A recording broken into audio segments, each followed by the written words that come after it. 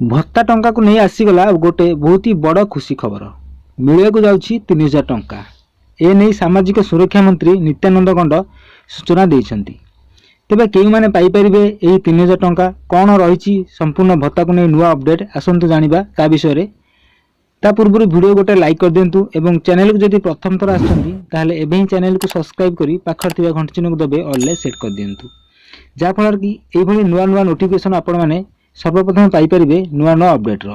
तेबे चलंतु संपूर्ण अपडेट कौन रही जानिबा।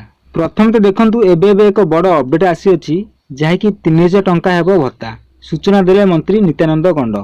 आउ एठार मते देखंतु कनक न्यूज तरफ एक आर्टिकल प्रकाश पाइछि बढ़ियो भत्ता टंका को 3000 टंका वृद्धि करा जिवो। ए नै घोषणा करिसेंति सामाजिक सुरक्षा मंत्री नित्यानंद गंड। तेबे केउ वर्गर भत्ता बढ़ा जिवो से नै कोनोसी निर्दिष्ट सूचना मिली नाही। तेबे बार्धक्य भत्ता विधवा भत्ता और दिव्यांग भत्ता को गुरुत्व दिया जाए बोली सूचना देइसेंति मंत्री। तेबे विभिन्न वर्गर भत्ता को बढ़ाइया को सरकार चिंता करुवा बेले विभिन्न सरकारी अधिकारी आलोचना करा जाउछि।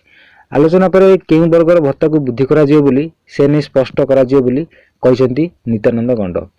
तेबे निर्वाचन पूर्व बीजेपी जो प्रतिश्रुति देइथिला भत्ता टंका वृद्धि करिबाकू ताकू पूर्ण करिबाकू जाउछि बोली मंत्री कहिसेंति। तेबे दर्शक बंधु आपण माने निहाती भाबरे जानिथिबे जे बीजेपी इलेक्शन पूर्व जो प्रतिश्रुति देइथिला ताकू गोटी गोटी करी पूर्ण करिबाकू जाउछि जहा कि आपण देखुथिबे किछि योजना किपरि भाबरे आगो को आसुछि।